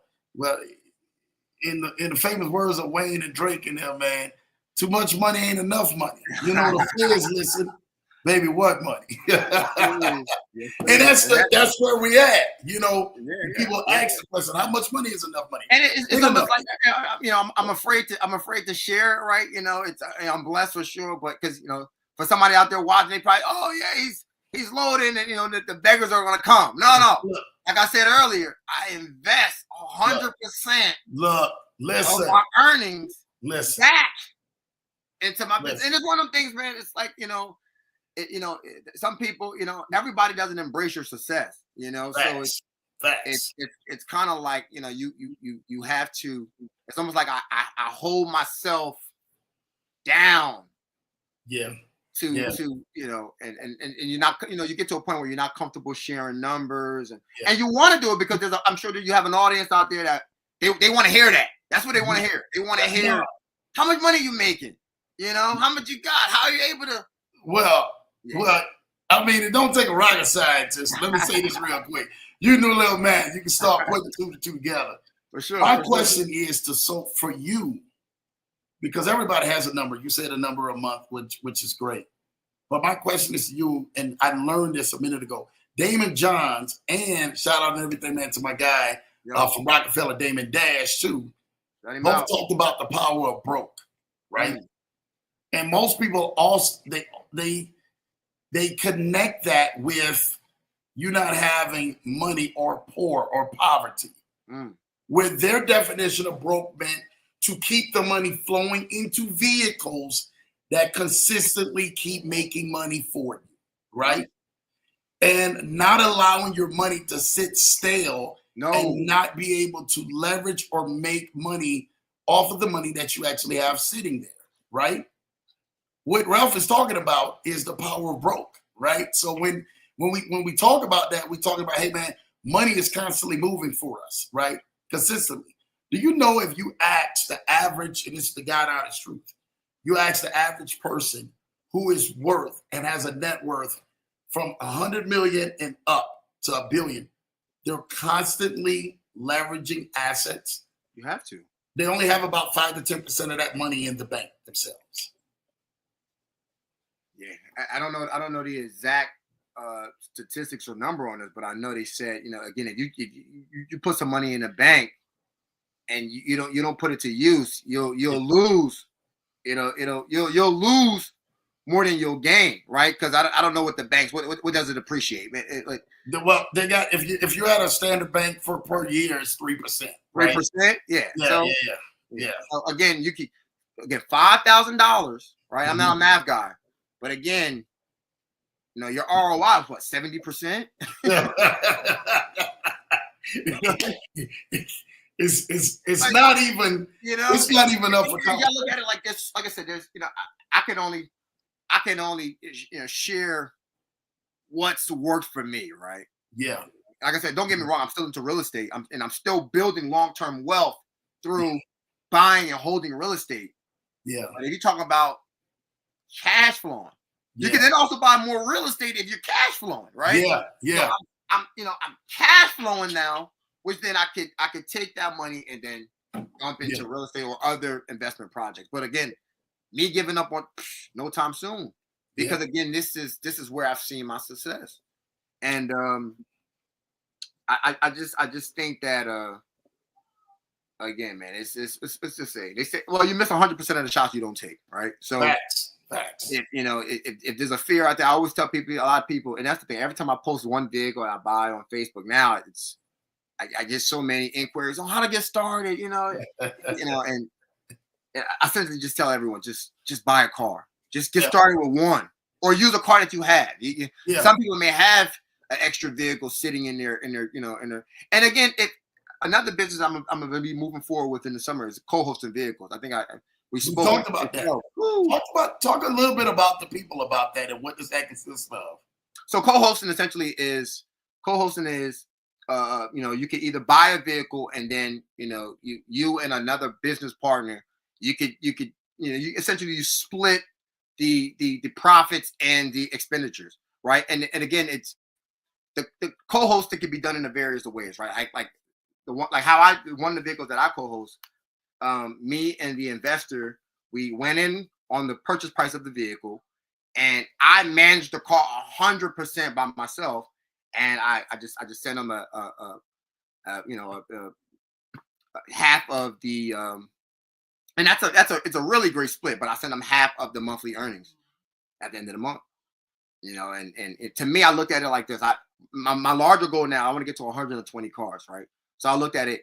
How long will it take me to get to 120 cars by myself versus through partnerships and other investors? So that's something that, but I wanted to make sure that I've done it long enough and I've seen some success in it before I opened up the doors to now growing through co-hosting vehicles. But essentially, that's co-hosted vehicles. This co-hosting essentially is you guys are going in on the purchase of this vehicle. Either I could own it outright, or we could essentially create another LLC and then we own it jointly, and we essentially just split the profits, the earnings, and the expenditures, right? Or again, we could there's people that co-host and they have a different split where it's the guest or the co-host essentially manages the vehicle, and you then, so for someone this works perfectly for someone that they have a bunch of other side businesses, they work a full-time job, they don't want to go deal with the headaches of renting vehicles, but they like the idea of car sharing, and they like the money and how it sounds, so they invest, and essentially we work a split, and you could just gain a profit through co-hosting. I like that, man. The co-hosting, we've got. I was telling you, we got another venture that I've seen people co-hosting with in the Airbnb space. That's cool. But this TURO game, this is some next level stuff, man. Oh, for sure. This is like really being able to see you get to the place where you're saying, man, I've got to do this thing. Like I really got to get myself into a place where not only I'm really seeing myself get my hand into the game, but I'm actually getting with one of the best. I'm partnering with one of the best. And it's look at it like a safer route, right? You're partnering up with someone that is successful, that has a proven track record in the car sharing space, and he's trusted. Like I'm trusted, right? So some may not want to deal or go get their knees scraped up in starting from scratch. I now have a clientele now that I have regular renters that come back to me. So I'm an all-star host and whatnot. So it's almost like I get expedited bookings. It's that somebody may want to partner up with an individual like that versus going to just the fear of starting all alone. Dude. And it also, so again, it's not a everybody may not have $5,000, right, or have the accessibility to or the patience to save up to $5,000, but now you go half on that, $2,500. You can get started, and now you're making, again, if that vehicle's making $800 a month, you're now $400 a month, right? Until you save up your next $2,500. Why not? Why not? Again, for your followers out there, man, listen, if you're interested in getting started, we're gonna plug my IG. We plugging the IG. We plugging the IG. Not just that, we're gonna plug the number. We're gonna do everything with that. So we're gonna about to put that and drop that in just a moment, man. Absolutely. But you've literally taken people to literally, man, to like this next level now. When people are hearing this, like you're saying, man, hold on, man, you're doing what again? Like you can co-host this and actually see. My question is, because I got some stuff, man, where people there's no shots thrown, right? No shots thrown, at nobody. I got people where people are saying, Lambo, I'm into this co-hosting thing, you know, and it's not what I expected, right? You know, not what I expected, you know, and it brings people to a place where they're like, Lambo, I don't know if I can see money. People were actually, man, saying like, yo, you put your money in here, 90 days, you're going to see money. Mm. What is your turnaround if somebody decided to co-host? Well, And again, I think with me, 90 day for a return on investment, POI. You see, I'm fully transparent. I'm the kind of and again, I can't speak to everyone, right? But I'm the kind of host where if I'm co-hosting a vehicle, the numbers are fully transparent. I'm screenshotting. If not only screenshotting, you have access to the vehicles where you can see the bookings as they're coming in. So I told you my numbers that I'm making on my own vehicles. So you just take the same numbers and you divide it by 2 or 3 or by how many partners to, so again, if for example, I'll give you an example. If I'm co-hosting a vehicle, right? Yeah. With 2 other individuals, I'm not going to buy a $5,000 car. Right. Yeah. You know what I mean? Because I know something more expensive. The numbers have to make sense where it's enough where we're all satisfied. Yeah. You know what I mean? I ain't gonna drop everything on here, but it's there's plays out there that I've been doing this thing long enough. I know what certain vehicles could yield. Right. I think the people that are unsatisfied I think they were either sold an unrealistic expectation of what the vehicles would bring in. And with me, like I said, I'm fully transparent. Dude, that's why, when I'm not going to overinflate my numbers. Right. That's why I was saying, like, yo, you're saying like, yo, Lambo, I can co-host. Somebody can come in, they can bring this amount in, I can co-host. This is what they're going to receive per month. You're actually there to see that. That's so next level. You feeling me? Yeah. With me, like I said, there's no cap in my in over here. I could show receipts of my numbers, right? So I think for some people they believe the hype. They may see a person and they may have a huge following, or with me, man, I always said I don't want to be famous. I want to be rich. Yeah. So I'm not, Yeah. I'm not out here to sell something or sell this dream, get rich quick scheme. I'm here to grow. And again, if there's an individual that would like to grow in the space that I'm in, why not? Yeah. Right? Yeah. We have so much in this space that I've seen and been involved with and seen firsthand, here today, going tomorrow. But someone and everything, man, who's watching the show who's saying, yo, Lamb, I heard his success story. I heard how he got out of the mud. I heard and everything, man, how he's doing things to now to help people, and even going to be offering a mentorship, man, where people can actually learn your classes of how to be successful in TURO, but also how can I start cash flowing, man, and start having this extra money.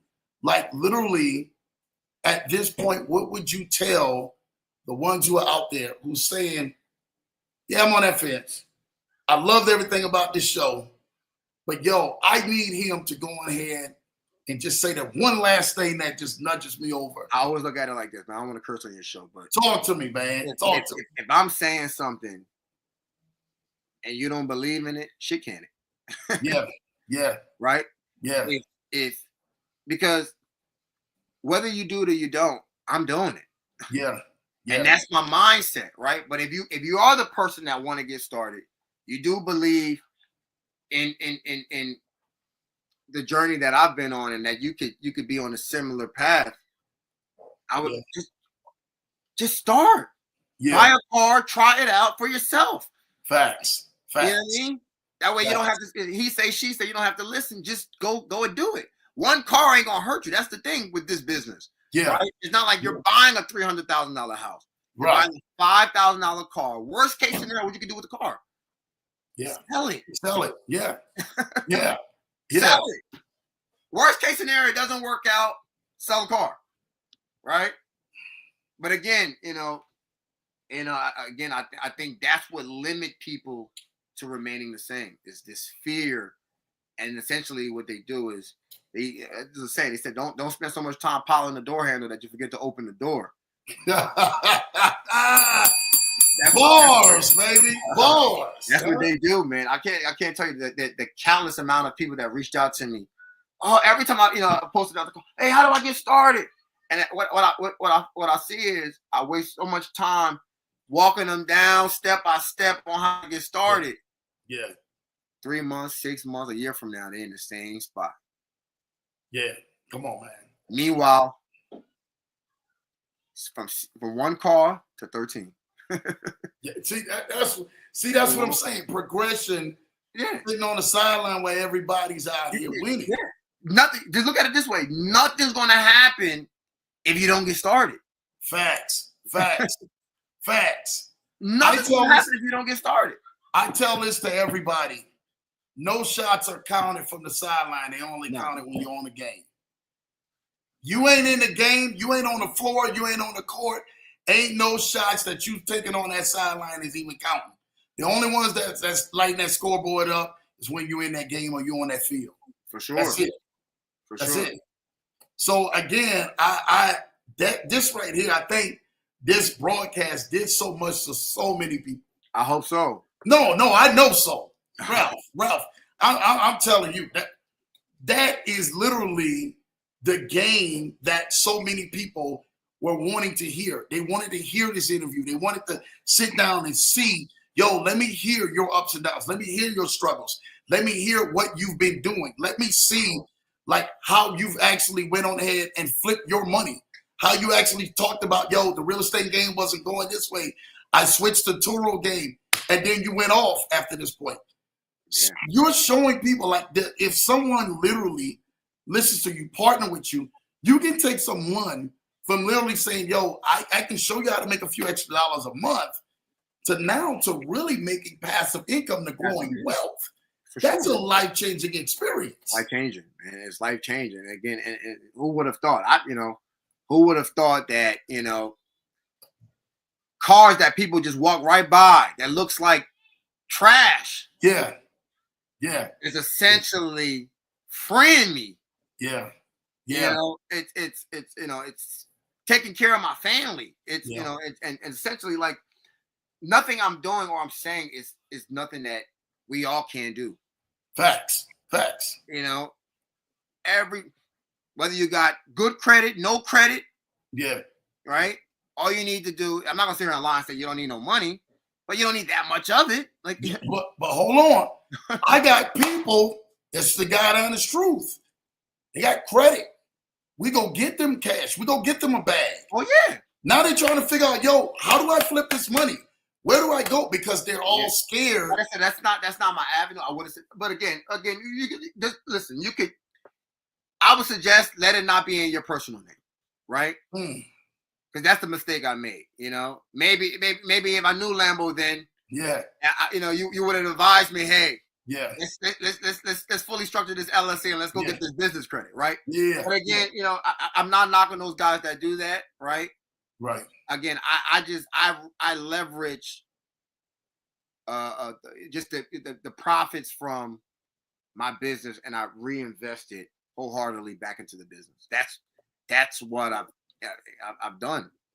Again, I'm not against leveraging credit for sure. I mean, you could propel yourself if you do it right. There's many success stories out there, but again, the way I've done it is, I stack up enough. I work my butt off to buy one car, man, and then again, I reinvest 100%. And again, I spoke about it earlier. I'm going to. That's it. 20K. Somebody comes to you with 20K. Oh, let's get it. Let's get it. Co-host it. Yo. Let's do it. That's good. Let's do it. 4 cars. Let's it up. 4 cars. Let's go. 4 cars. Let's go. You don't got to do nothing. 20K, 4 cars. Let's go. Let's go. You take a cab. Yo, we going to do all of this. Everything. Everything's free. Let's go. And this is what I'm saying. The benchmark 120 cars. That's why Lambo, you bring him back on the show. Oh, I already know. I already know it's valid. I already And I'm know getting like this, whether I've been scaling with or without co-hosts. That's where I'm going. Yeah. Again, the information is out there. It's free.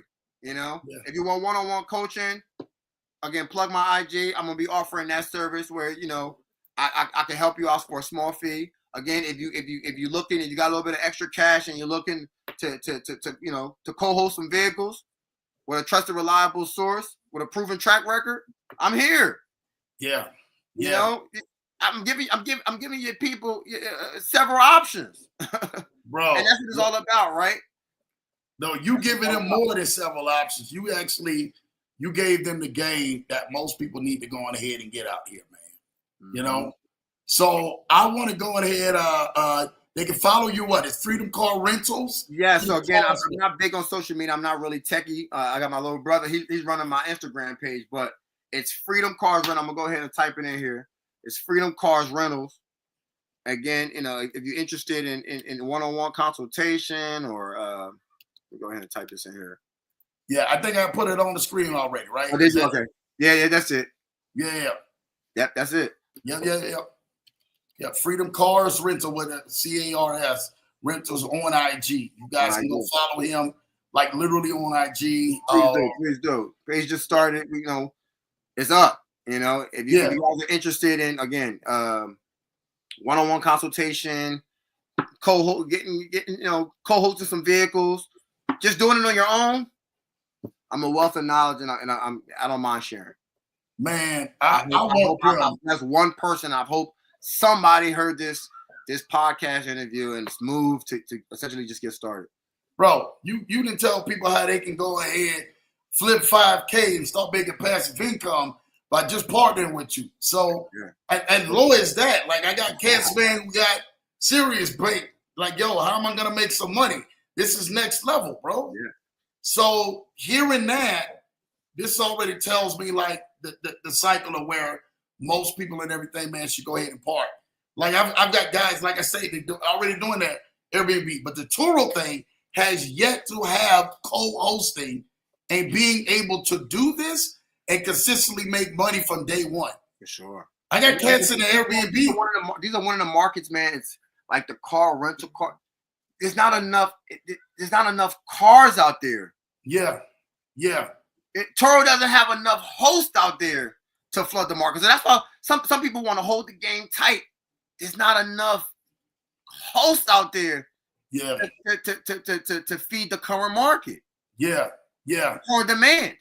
Yo. So that's why I'm so open in sharing it and because there's not enough. Like right now, I'm fully booked.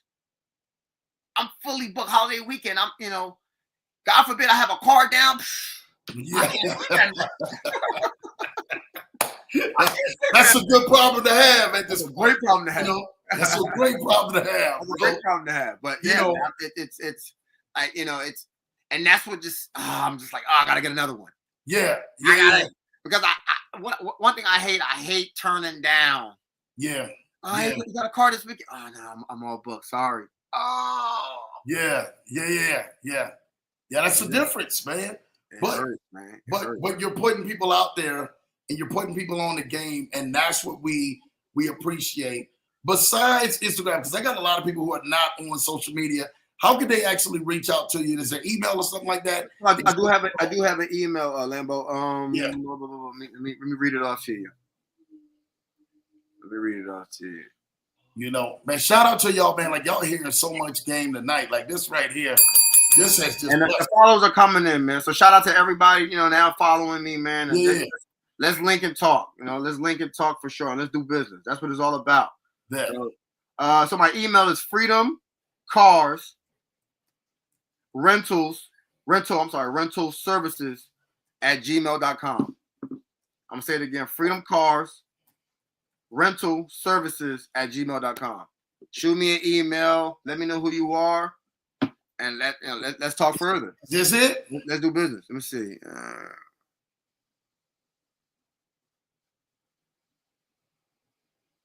That's it. That's it. That's it, Lambo. That's what we talking about. That's what we talking about. No, we appreciate you, King. Because Ralph, man, you coming on here, man, being able to give the game, give the highs, give the lows, give the transparency of it all, and then being able to structure yourself in the right way, that gives a little bit more security for people, man, who want to jump in. Shooting you an email there at freedomcarsrentalservices@gmail.com. Yes. You guys go ahead, man, and schedule something. Can they schedule a consultation with you or Absolutely. what I want to now?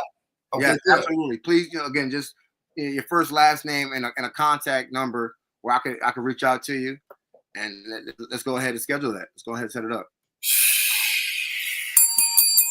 Let's do it. Listen, bro, you didn't drop Ralph so much game on here tonight. You gonna have people, man, can't even go ahead and go to sleep. I got people, man, all day long, like got serious loot, trying to figure out where we're gonna park it, where we're gonna grow it. And I got other stuff that they grow. But then when they hear this game and they hear your experience, your years, his t-shirt, look at his t-shirt. His t-shirt is Freedom Cars Rental Services. Yo, this is not a game. That's why I named it this, man. I'm doing this for freedom, right? I want financial freedom. So and my avenue has been cars. So Freedom Car Services. So again, man, listen, just get started. That's my piece of advice. Whether it's me or you or doing it together, let's just get started. Yo, right? Let's just get started, right? Well, they getting started tonight. And if you co-host it, you don't have to worry about anything. You don't worry about nothing. Park the money and keep going, bro. They gotta work. Do they gotta worry about taxes? They gotta worry about taxes at least. Huh? Only if we structure a LLC, right? So, but again, if the current vehicle that I co-host, they don't listen. I do everything. They just money just coming in. That's all. Money just comes in, right? And now to the point where the individual I'm co-hosting with, she's like, "How do I say? How do I send you money for the next one? Yeah. How do I send you money for the next one? Now, granted, that individual, she already has her own business, so she's doing well, and so now she's able to take this money and grow her other business, right? And essentially, that again, I'm not against diversifying your income and having multiple streams. I'm, as you see, I work a 9 to 5.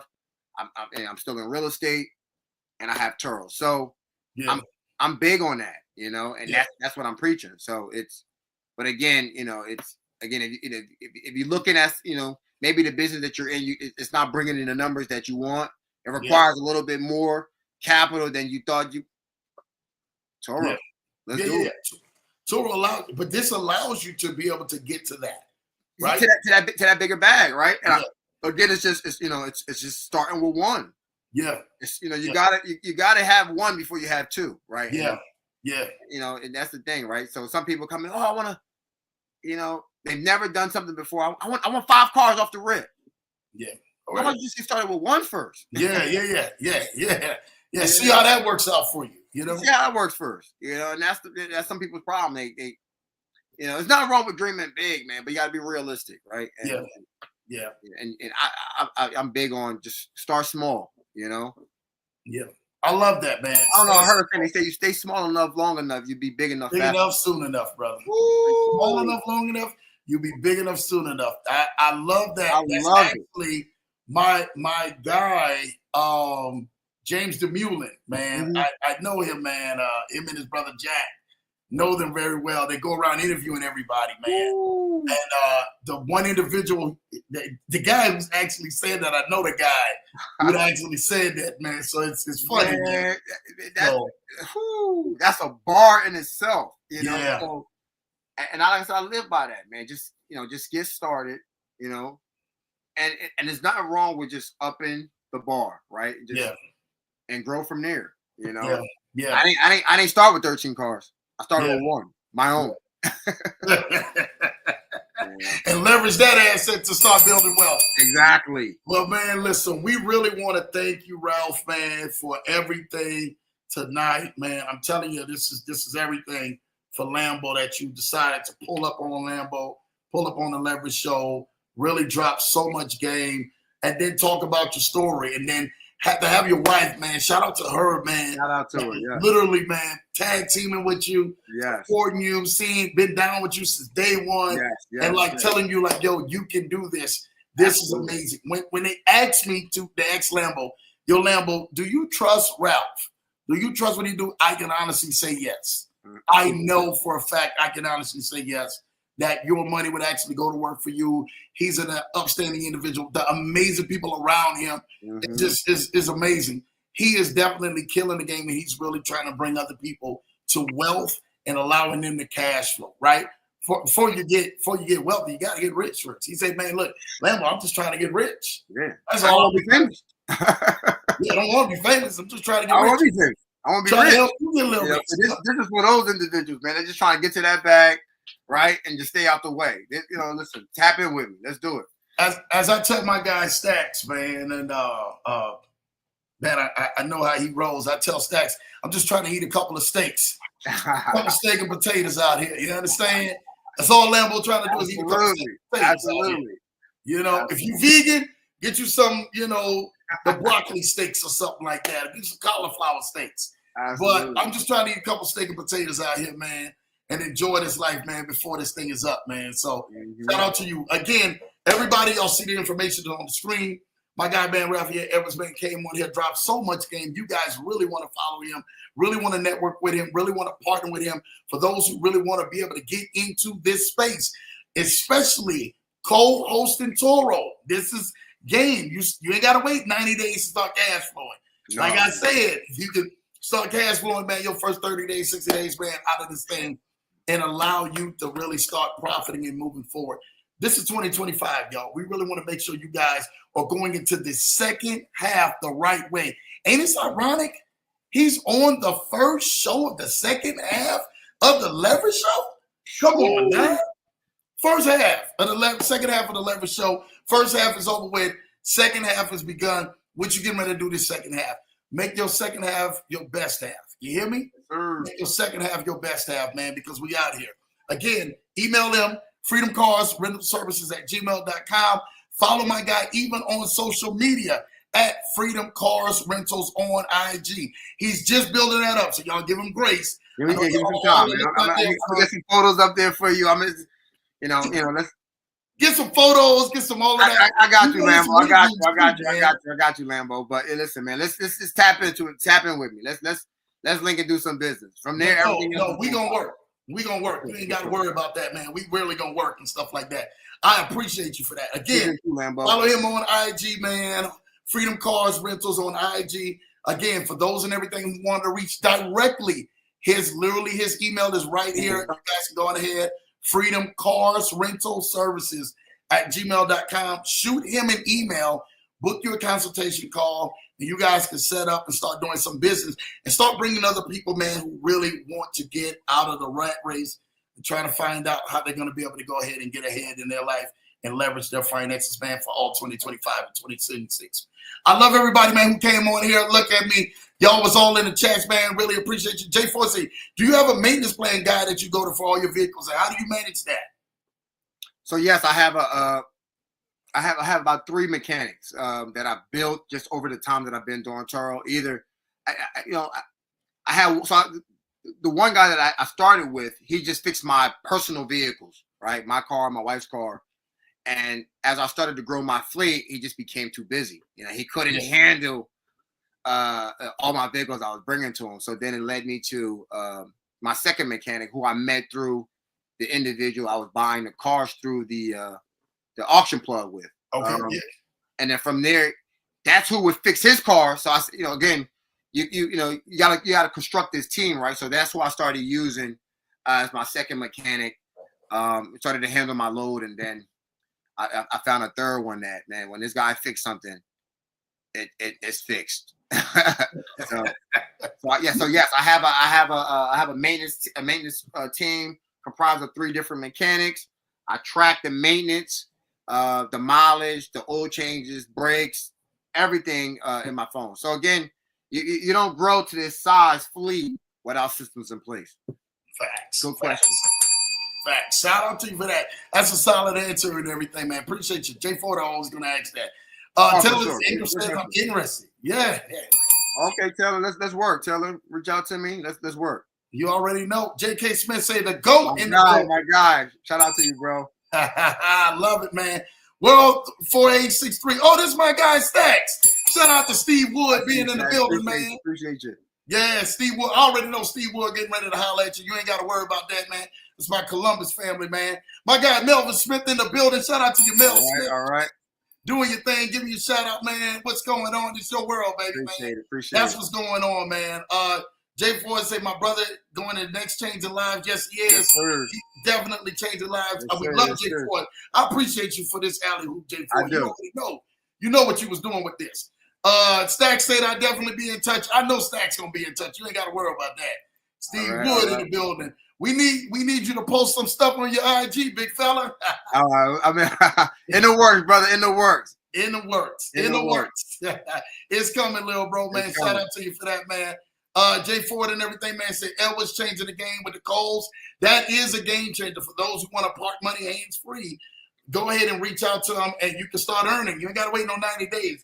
They got some other programs. Lambo ain't throwing shots, but you got to wait 90 days for your bag to come out there. You know what I mean? You get started. Same week. You can profit same week, right? We can work everything out. Hit me up. Let's do it. Same week.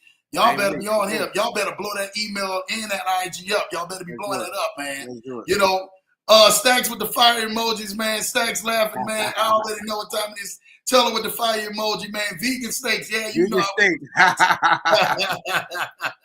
Welcome and shout out to your world 4863. Yep.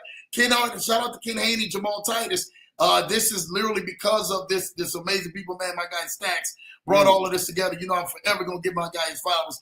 Thanks for the game, he says, Ralph. No doubt, bro. No doubt. You already know. Good night, PC says, man. Shout out to you, sis. Thank you for being on here. Hello and welcome, Mr. Melvin. You know what time it is, man. Fire with the fire emoji. Shout out to you, Thomas. He says he's following you. Yes, go follow my guy on IG. Follow him for those and everything, man. You know, Freedom Car Rentals, Cars Rentals, man, on IG. So you guys can go on ahead, man, and really go on ahead, man, and connect with him at all. He's a finish. You already know he's a hustler of TURO. Yes, he is. So y'all go connect with this hustler of TURO, man, who's really killing the game and doing his thing. Thank you for a great show. Speaking from the heart. Love it, love it, love it. Dude, for you to say you was not none of this, brother, you became all of this and then some, and we truly appreciate you, man. You definitely coming back because I know and I see nothing but great success over your life, great success in what you're doing, and then just God's hand just making sure that you continually helping people out. Man, I appreciate you. I appreciate J4. I appreciate this opportunity to share my journey and my wealth of knowledge, man, in the car sharing and the car rental space.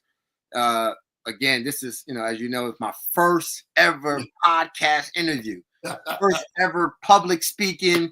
So again, man, I'm honored and blessed to be part of the show. Come on, I'm looking forward to coming back. This ain't your first, man. You done had all kind of other stuff. Stop it, bro. Stop it, man. Again, man, you gave me no questions. You didn't. This is off the dome, man. Off the dome. That's how we do it. And it's That's genuine. how we do it around here. It's genuine. And when people see that, people gonna rock with you because you're genuine. Absolutely. Especially you on a leverage show, man, and you actually doing what you do best out here. Thank you for that. Like, we fully salute you. We hear that. Everybody say, thank you, yo. I will follow you. I love that. Thank you, Mel, for that. You already know. We love this out here. Stop, Lambo. You know I ain't throwing no shots. But it is what it is, man. Y'all already know these people with these 90-day games out here. I'm like, oh, okay, well, you got to wait 90 days. Now, what you mean to tell me you got to cycle that bag out there before you put people out? No shots thrown. We need to create our own mastermind. Yes, we do. Let's do it. Make sure, man. Let's do it, man. I told y'all about the event we having at the first weekend down in Miami. I'm making sure he is added to this event, y'all. So if y'all want to come down to Miami, y'all want to hear the TURO game. I'm making sure Ralph is definitely added to the lineup. So you guys stay tuned, man. That first weekend in October. In August, man. That's 1 month from now. You guys want to be down in Miami. We'll be sharing more of that event. So you guys make sure y'all down here. Stack says he's following. I know he definitely is. Appreciate you for that, man. We appreciate everybody, each and everybody for tuning in. Thank you guys for loving, sharing this video, doing what you do best. You guys already know every Tuesday and Thursday night, man, we bring some of the hottest guests here, or Lambo drops some of the hottest game here, right here on the show at 8 p.m. Eastern, 7 p.m. Central, 5 p.m. PST. You guys already know. Make sure you guys like and subscribe to the channel, Lambo Drew TMT. Lambo Drew TMT on YouTube, and definitely go ahead, man, and stay supportive. You guys make sure you share this video tonight, because there's somebody out there that's going to definitely need to know who Ralphael Edwards is, and we want to make sure we're getting my guy's name out there, but the brand and the quality that he's helping people change their lives is out there even more. We love y'all. We thank y'all. Again, it's been your boy Lambo Drew. It's been a pleasure having my ghost, Ralphael Edwards, my guy, the TURO expert. We out of here the next time, y'all. Take care. God bless. God bless.